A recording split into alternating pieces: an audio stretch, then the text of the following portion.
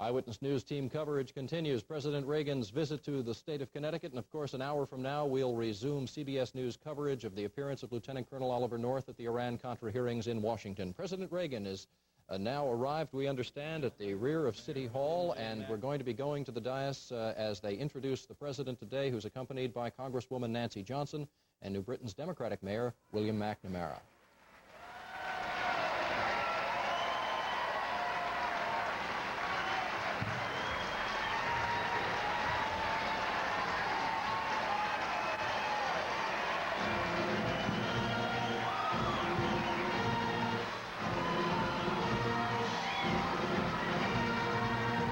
Ladies and gentlemen, the President of the United States.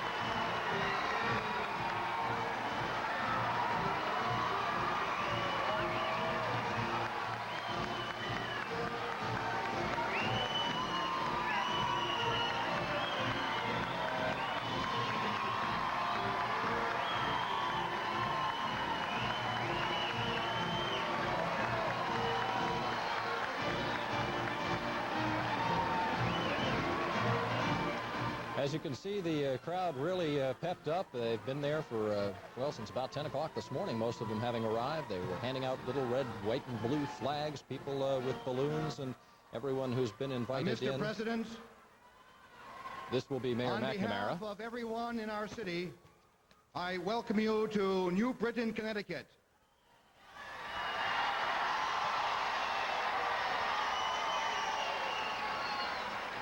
To Main Street, USA, to a red, white, and blue-collar town.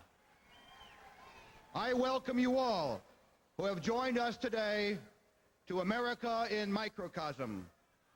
And like many cities in America, Mr. President, New Britain has had its troubles. There are times when we were not feeling good about ourselves.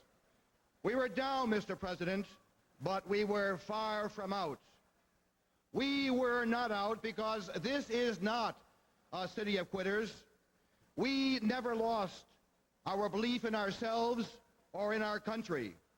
We kept up our chins and our hopes, and we decided that we were going to make our city more vital and more vibrant than any before. We feel good about ourselves again, Mr. President, and so very proud of our city. There is a renewed feeling of optimism about our tomorrows. Buildings are going up and unemployment is going down. Young families are moving back to the old hometown. New Britain is a good place to be with a quality of life second to none. Why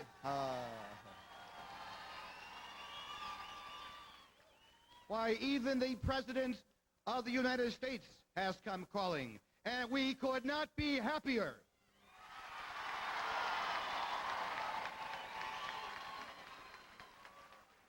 You know, Mr. President, I do not suppose we will be fortunate again to have you with us before your term expires. But please remember this. Did I hear 4 more years?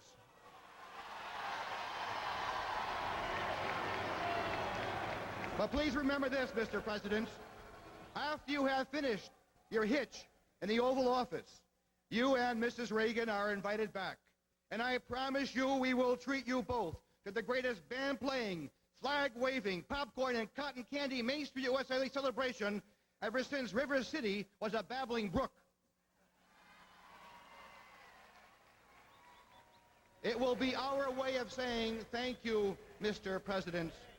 And with a thank you in mind, it is my pleasure now to introduce to you a person who has helped greatly in our economic development and redevelopment, the United States representative from the great 6th District, New Britain's Nancy Johnson.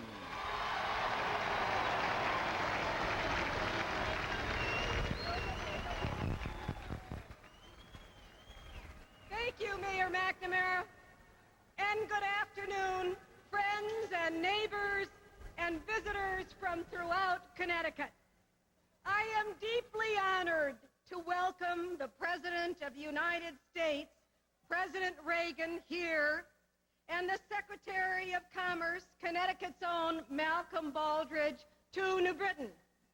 President Reagan first visited us in 1980 as a candidate with a plan to revive the United States of America's economy and spirit. He returns now to a New Britain that is on the move again.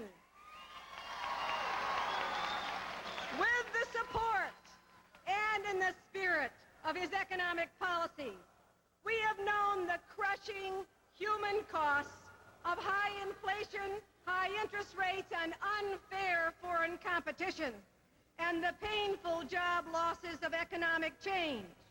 We have faced the challenge as individuals and as a community of rededicating ourselves to excellence and productivity to save jobs, bring new businesses online, and succeed in a tough world. We in New Britain have proven that hard-working, roll-up-your-sleeves people can tap the power of our great partnership between government and people to restore the vitality of our economy. So we thank you, Mr. President, for your vision and leadership, for the enterprise zone idea that has helped New Britain rebuild, for your help to save hundreds of local jobs by banning counterfeit foreign products, and for taking actions I urge to stop the decline of the bearing and machine tool industries, and for bringing right here to my hometown your message of fiscal responsibility in government. The New Britain of today and tomorrow deserves no less than the economic rights and budget reforms that are the center of your message today. So I welcome you, Mr. President, to New Britain. It is a town of hard-working men and women, people of great faith in themselves, in America, and in God. It is a city of good businesses, strong families, agencies that help when people need help, an outstanding public library and symphony orchestra, a nationally known museum of American art, and an ethnic diversity that enriches our lives. Mr. President, New Britain warmly welcomes you.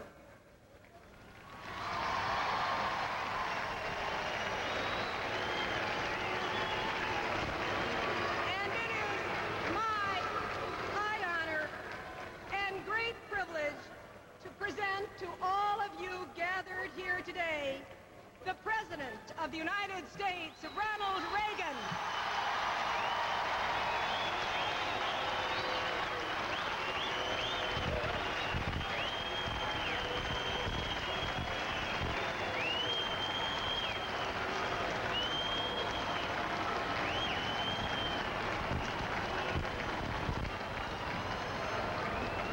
Thank you. Thank you all. And a special thanks for that great music to the 102nd Army National Guard Band. You know, seeing the band, I can't help saying that one of the great things about being president is visiting our young men and women in uniform around the world. They're keeping the peace, protecting freedom, and in the last few years, they've even freed one small nation, Grenada, from communist oppression.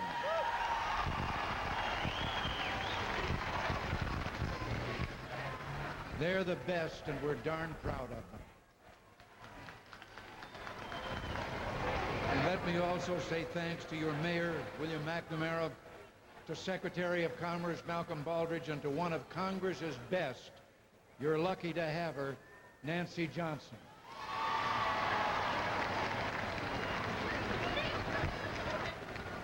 Now, in times past, I've had a few words to say about some of the folks in Congress, just a few of them. But let me say at the start, I'm not talking about people like Nancy Johnson. There's a story about the kind of lawmaker I'm talking about, just the opposite of Nancy. As you may have heard, I love to tell stories. This congressman's wife was sitting outside his office one day when someone from home went in, wanted the congressman to vote for a certain bill, and gave his reasons. The congressman sat back, listened, and when the fellow was done, he said to him, "You're right. You're right. You're absolutely right." And the fellow left happy. A few minutes later, someone else from back home went in to talk about the same bill, but wanted to vote against it. Again, the congressman listened, and then when the fellow was done, he leaned back and said, "You're right. You're right. You're absolutely right." So when the fellow left, the congressman's wife went in, and she said, "That first man wanted you to vote for the bill, and you said he was right. And the second wanted you to vote against it, and you said he was right." The congressman leaned back and said, "You're right. You're right. You're absolutely right." Well, Nancy's not like that. You know where she stands. And not long ago, I said I was going to go around the country talking about an economic Bill of Rights. Because we in America have come to a time for choosing what kind of a future we'll have. Somebody asked why, of all the cities in the country, I'm starting here in New Britain. Well, it's just that New Britain is the place to be.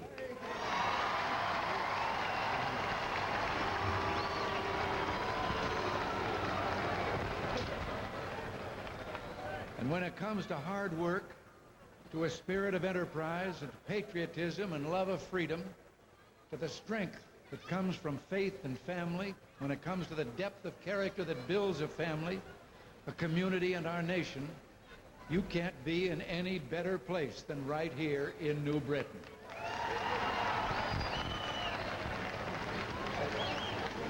For the last 7 years, New Britain's story has been America's story. You remember 7 years ago, inflation was sprinting so fast that just about every time you shopped for groceries or stopped for gas, prices had gone up. And whenever the family made a little extra to keep up with the rising cost of living, Washington took extra in taxes and you ended up with less. Mortgage rates had climbed so high that young couples had to forget the American dream of owning their own homes. Between high taxes and high interest rates, it was becoming harder to pursue that other dream so many Americans have, the dream of starting your own business. Jobs here were becoming more and more scarce. And what with inflation and a stagnating economy, it was hard to think of anyone who could keep up. Well, we, the American people, made a choice back in 1980. We decided not to continue the policies of government growing bigger and bigger without end. We decided that high taxes and government that had gotten too big were the source of our economic mess. We decided to teach Washington a simple lesson, that government must work for America and not the other way around.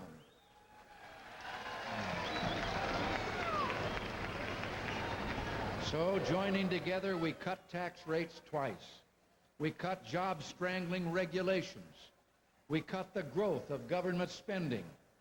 And we said the secret to restoring America's greatness was where that greatness had come from in the first place, in the churches and synagogues, in the neighborhoods, in the homes, and in the dreams of every American.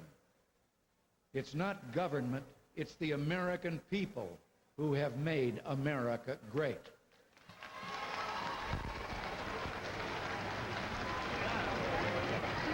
By the way, one of the things I like about New Britain is that you've gone ahead with things Washington still hasn't got the hang of, like enterprise zones. When Congress blocked our enterprise zones proposal, Connecticut and New Britain got started on their own, and we're standing in the enterprise zone right now. Today, between 5 and 10% of all the jobs in New Britain are here, thanks in part to the enterprise zone. I think Congress could learn a thing or two from New Britain.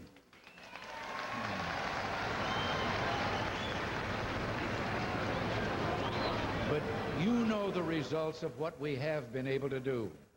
Inflation and interest rates are down. Growth is up. Families can buy more with what they earn.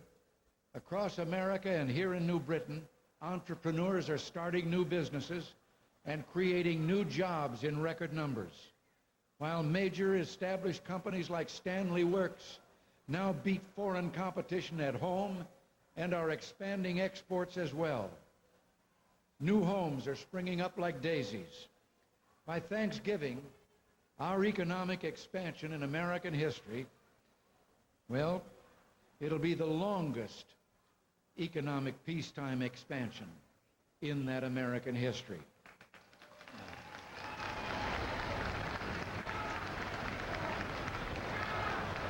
Because of it, the unemployment figures out last week were the best in this decade. You can walk through neighborhoods all over America and find that more people have held jobs this year than ever before in our history.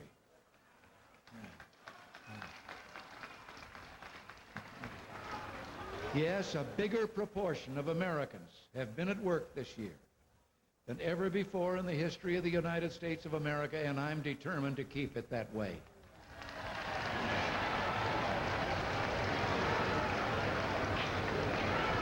I had to learn, I don't know whether you know, that the potential employment pool of America is considered to be everybody, male and female, above the age of 16. And today, over 61% of that total group have jobs.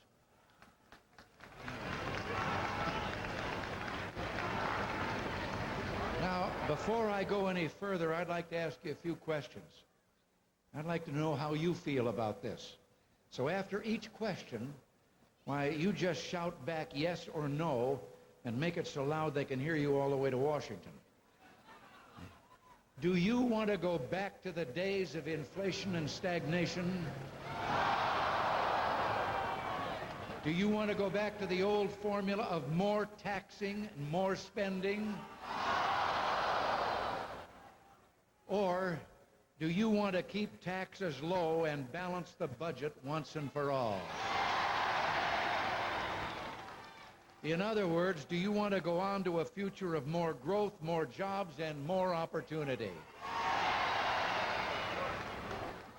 You know, I sort of thought those might be your answers. Well, that's why I'm here today. In my TV address 3 weeks ago, I told you we've come to breakpoint, a time for choosing. And that's why last week I proposed an economic Bill of Rights to protect economic growth and opportunity for you, your family, and all the American people. Now, this choice is not about ideology, not about left or right, but about backward or forward. Back to the nightmare of inflation, stagnation, higher taxes, and unrestrained government spending. Or forward on the road that has brought so much bright hope and opportunity to America these last 4.5 years. Like the first Bill of Rights, almost 200 years ago, the Economic Bill of Rights is built on our belief that America means freedom. Our political freedoms, press, speech, worship, are all guaranteed in our first Bill of Rights, which also protects some, though not all, economic freedoms. As people in communist countries around the world have found, political freedom and economic freedom go hand in hand. Lose economic freedom, and soon we'll lose political freedom too. And when economic freedoms fade, so do opportunity, prosperity, and hope. The Economic Bill of Rights will guarantee 4 basic economic freedoms. First, the freedom to work in the way you choose and where you choose.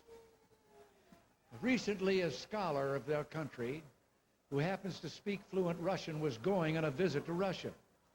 He was in a cab going to the airport. This is a true story. And the cab driver was quite young. And in a conversation with him, it developed he was still going to school, cab driving on the side. And so the scholar said to him, well, what do you want to do when you finish your education? And the young fellow said, I haven't decided yet. Well, by coincidence, when he got off the plane in Moscow and got in a cab, he had another young fellow driving.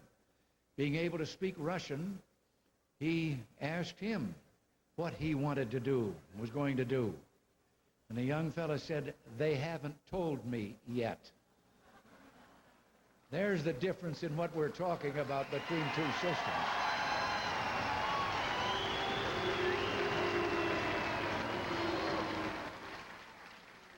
As people in communist countries said, they found that political freedom and economic freedom go hand in hand.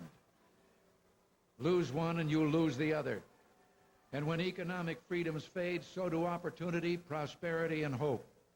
The Economic Bill of Rights will guarantee 4 basic economic freedoms. As I said, the freedom to work where you choose.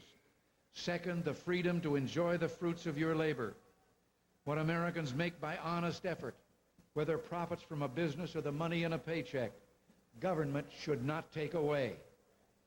And then the freedom to own and control property, to trade or exchange it, and not to have it taken through threat or coercion.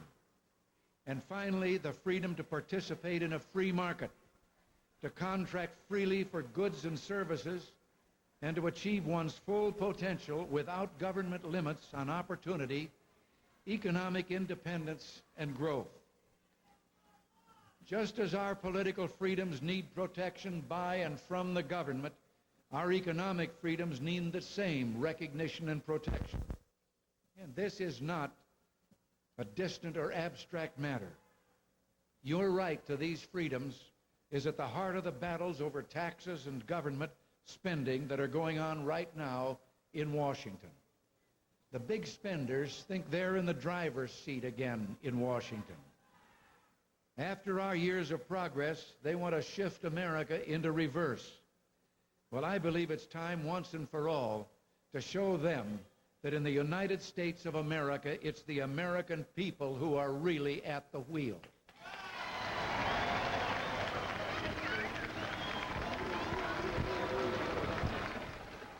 And that's what the Economic Bill of Rights is all about. The field of battle is the federal deficit. And let me clear something up. You've heard leaders on Capitol Hill shout and point fingers and say that I'm responsible for the big deficits. They're the same ones who year after year have shouted dead on arrival when I've sent up budgets that cut the excessive spending they love. I haven't been given a budget since I came to Washington as president. They've said that defense spending is the only place that cuts are possible. So in the 3 years before Graham-Rudman-Hollings, they cut billions from our defense requests and then turned around and added more than 3 times as much as they had cut from defense to the domestic spending. Anyone, is there an echo in here?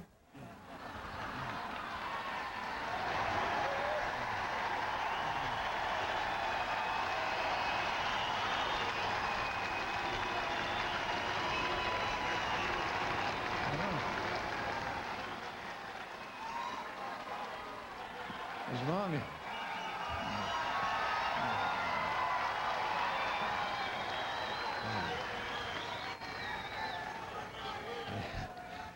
Anyone who tells you that we can't reduce the deficit without raising taxes and cutting defense is not telling you the truth. Last year, with tax reform, we got the special interests out of the tax code. Now it's time to get them out of the budget. And that's just what I mean to do.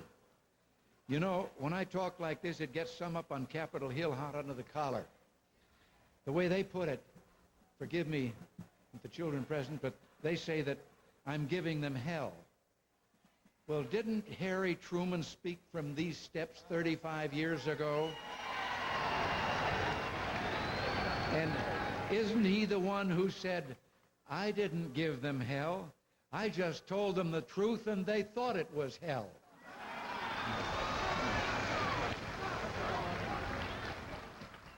As part of protecting our economic freedoms, we, the American people, have a right to the truth about federal spending. The Economic Bill of Rights will guarantee us that right. The Economic Bill of Rights will put into our system of checks and balances a tool for focusing a spotlight on spending that we, the American people, might think is wrong.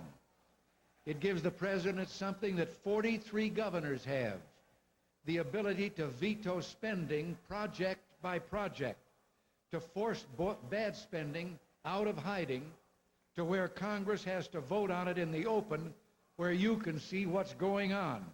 I'm talking about a line item veto.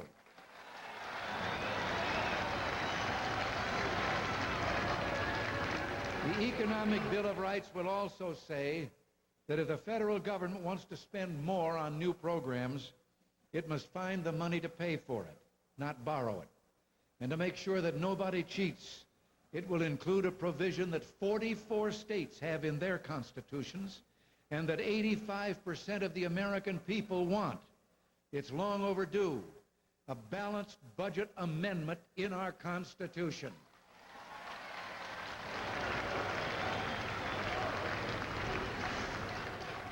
And to make sure that Congress doesn't use a balanced budget amendment as an excuse for raising taxes, the Economic Bill of Rights will say that if taxes are raised, more than a bare majority of the Congress will have to do it. It should take more than 50% plus one of the Congress to impose an increase in your taxes.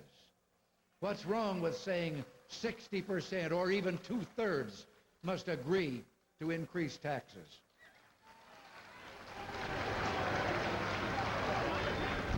Raising taxes must never again be the easy way out.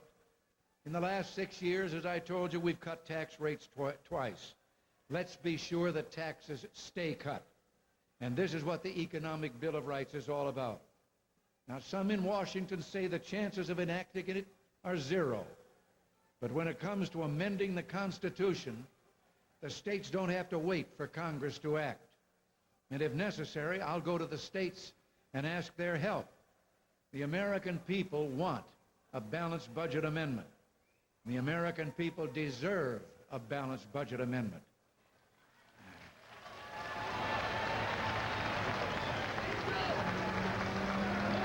And I am determined that the American people will get a balanced budget amendment.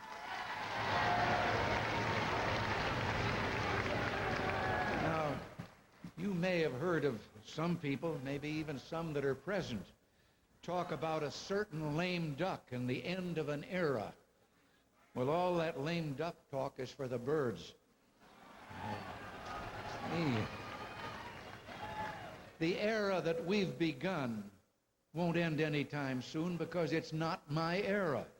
It's yours, the era of the American people. You did this.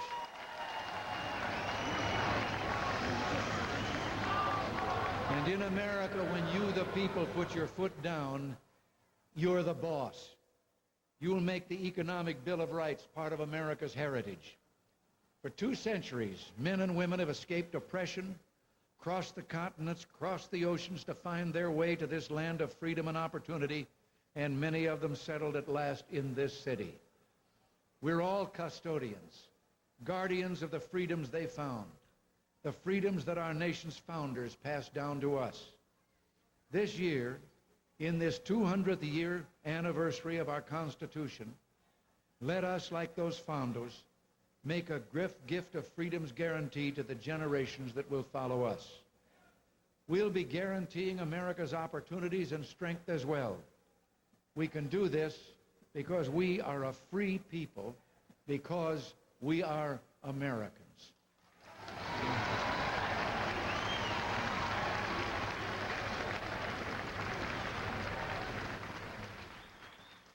Let us start here and start now. Let us dedicate ourselves to the task ahead to give our children, ourselves, and the generations to come an economic Bill of Rights. Thank you all, and God bless you all.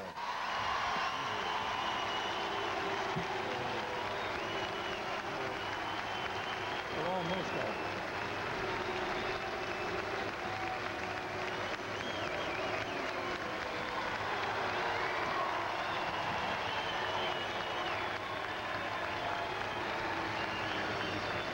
Mr. President, you mentioned in your speech the Stanley Works. I'm Don Davis, chairman of that great company. We've been headquartered in this fine city since 1843. You may have heard that Stanley helps you do things right. Well, we want to help you do things right in your budget-cutting efforts. So I'm here today to give you our finest Stanley saw.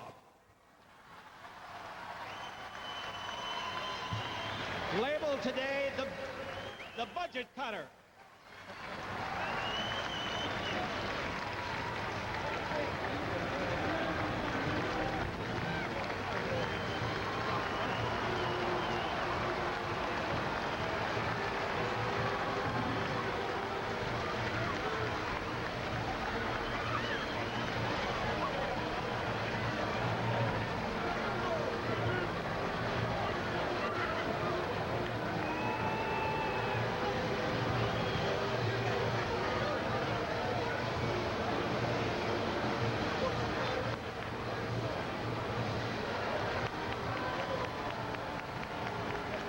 For the most part, a very friendly crowd, a very friendly reception for President Reagan. During his message, though, you could hear the chanting in the background.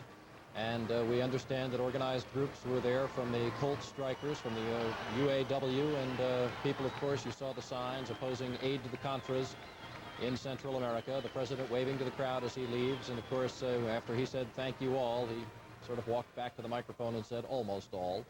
President Reagan leaving now through City Hall, his limousine and motorcade waiting out behind City Hall. He will be, is scheduled to be motorcading back to Bradley Airport, where he will be leaving in a short time.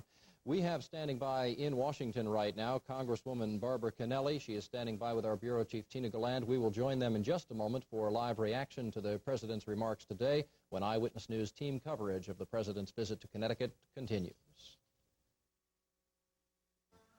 Here we are live at Railroad Stores interviewing Ruby Vine's mom. Tell me, what was your son like as a child? Why, I remember him even as a little boy saying... Hi, Ruby Vine from Railroad Stores with this week's special. This twin set mattress and foundation, $88.88. Our full mattress and foundation, $98.88. Save and decorate your bedrooms in style with these bedspreads, pillow shams, and Priscilla curtains at big, big savings. At all Railroad Stores. Come on in today. This morning, this woman will serve as chief negotiator, fashion consultant, and financial wizard. And that's before work, which is why she's having a wholesome Thomas's English muffin. Thomas's are light, low in fat, and cholesterol-free. They not only taste delicious, they give her just what she needs to handle the morning. Thomas's English muffins. Every day should start out this good.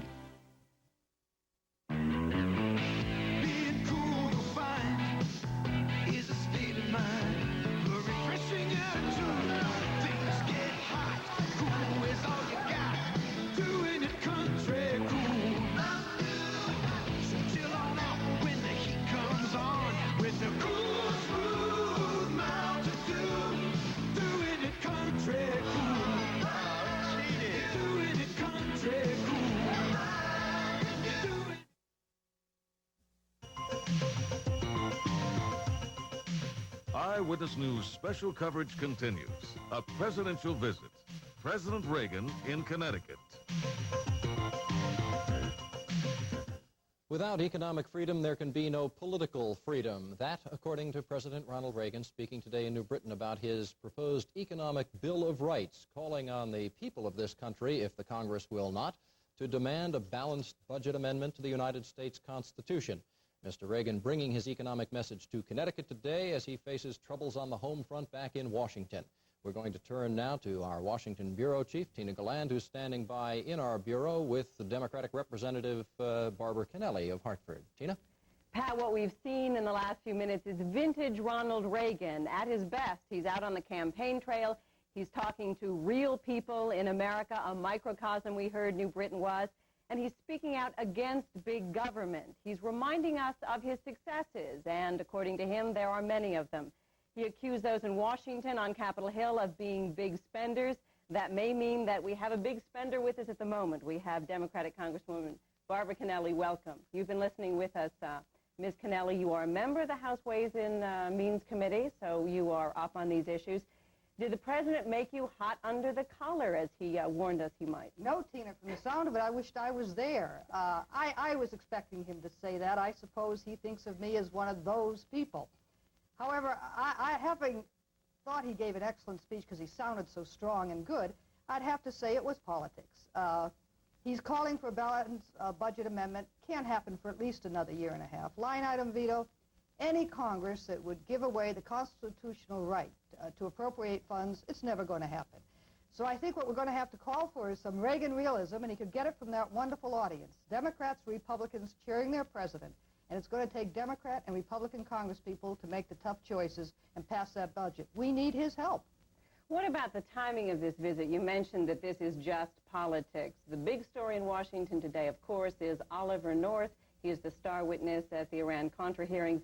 That has been the administration's big failure. Was the New Britain trip planned to divert attention from the Iran-Contra hearings? Well, obviously, I don't know, but if I were the president, I'd want to get out of this town today. Why would we? Otherwise, he'd have to sit like everybody else is and watch Charlie North. No, I think he's sincere. He wants an economic solution to the deficit problem, but I have to tell you, Tina, he's not going to get it unless he helps us and gets some tough, practical politicians, Republicans as well as Democrats, to vote on the budget this summer. What happens in the future, let's debate it. But right now, tough decisions are called for. Mrs. Kennelly, this is Pat Sheehan in Hartford. Let me ask you about the motives of the president here in an economic sense. The man has nothing else left to run for. Why go out on the campaign trail at this point? I suppose you're not doubting his sincerity in wanting this kind of an economic game plan. Is this to be his legacy? Pat, I'm going to join the good time you had up there and say, where else? Why not New Britain? A wonderful town, and I'm thrilled he chose that town. But he's trying to say he did some good things. Inflation is down, no doubt about it. But that deficit is the problem of today, and we've got to join hands and do something about it. I hope he gets up on the Hill and tells us the same things and brings some Republicans along with it. We're going to make the vote on the budget. We're going to have a budget, and we won't have budget chaos. All right, Barbara Kennelly, Tina Galan, thanks very much for joining us live from Washington right now. We're going to be switching back now to Denise DeCenza, who's standing by at City Hall in New Britain, where we have had the continuing coverage, the president's address. The president about to leave the city if he hasn't already. Hello, Denise, come in. Hi, Pat. I'm standing right here at City Hall where folks are starting to leave to go home. It was a very interesting experience to watch the president's speech out here in person. There were tears and a lot of eyes when Mr. Reagan was first introduced, and he was interrupted repeatedly with applause. But the protesters out here also made their presence known. The cold striking workers we told you about earlier were shouting, "Impeach Reagan," and "What about the homeless?" during the earlier part of his speech. And many people walked away before the president had finished, and we were rather surprised at that, asking a few of them, and most of those people said they just couldn't see, and they had waited all this time out here to see the president and could only hear his voice. At the end of the speech, I'm not sure whether you were able to see this, but there were a dozen or so red, white, and blue balloons that were released, and 600 pigeons went up into the air when the president concluded his remarks. So the end of another historic day in New Britain's political history, and standing next to me is a man who knows a lot about New Britain's political history, Connecticut politics in general, Bob Conrad, a veteran political columnist, and he was one of the people who was at the Elks today, one of the 80 invited people. And what are your impressions of the president today, Mr. Conrad? Is he a beaten man? Has the Iran-Contra scandal caused him irreparable damage? You know, the latest poll, a Gallup poll, shows that 69% of those Americans questioned believe the president's lying. Your thoughts? Well, he's not a beaten man, but he's a slipping man. I think the polls show that he's not the guy he was when he first took office there. Incidentally, I was here when Harry Truman was here in 1952. He only played the piano. We didn't have that band backdrop when he was in town. But the president is trying very hard to leave some sort of legacy, as I see it. He's called a lame duck president. Of course, he really is, because he can't serve again after this term. But this business of the line item veto, he's still hawking that. He is still hawking a constitutional amendment to balance the budget. pretty forlorn hopes in both instances, I think. Yeah. I guess the question is, why now? He has a Congress that will probably not be very cooperative on these two things. Could this be a platform for perhaps the next Republican candidate? Well, that's very probable. He said something here today about the lame duck thing. He said, this is for you. I mean, it's for your future. That's kind of a slim hope to pin it on. But, yeah, you're right. He has a very uphill stream as far as getting any of this through the Congress. But he's still in there trying, still in there pitching. And as you see, he's lionized here today by this basically conservative, although a Democratic town. What were your impressions of the president at the Elks Club? How did he look to you? You saw him 7 years ago when he came through New Britain on a campaign stop. Yes, under quite a different setting at that time. He was the ex-governor of California, very loose. I thought he looked excellent for a guy and I still he's very impressive as far as his personal, his physical appearance is concerned. And I thought he did a credible job, but he is a guy wedded to the script. He doesn't depart from the written word. He doesn't depart from the jokes that he has a small supply of, because you hear them over and over again. But I thought he appeared at ease and comfortable with these people today. It was a mixed crowd politically. There were the Democrats as well as Republicans who were here to see him. But as a guy who is finishing out as the president, I think he's still in pretty good shape. One last question. What about William McNamara's career? A lot of people are talking about how visible he was today, what he's done in terms of showing his leadership abilities. He's running for his 6th consecutive term. Well, Bill McNamara has been the most visible candidate around. I think he was handing out the tickets to this thing personally, and he's running for 6th term, and he is milking us for every last bit of political advantage that he can get out of it. He's doing very well. Not his party, but today he's with the president. He's an American, so he's Okay. Thank you, Bob Conrad, with some live analysis of the president's speech today. Now back to you, Pat. Thank you very much, Denise. I think just for the record, let's point out that Mr. McNamara is being opposed for the nomination by Democrat Marilyn Krakowski, and Republican Harry Bedriggian is running. He's the man running on the same party that the president belongs to. Mr. Bedriggian and his wife both were volunteer ticket takers at one of the entrance booths downtown today. So that was as close as he got, apparently, to President Reagan during the visit of his Republican president to the city that is now led by a Democrat. We're joined today by John Carson, who's the Commissioner of Economic Development here in Connecticut. And Mr. Carson, thanks. You've been sitting here watching the address of the president. One of the reasons they say he came was because of the enterprise zones in New Britain. As an architect of those zones in the state, your reaction to his speech? Well, I think one, he's still an immensely popular president, Pat. Secondly, he was preaching complex issues, more of politics and government than economics.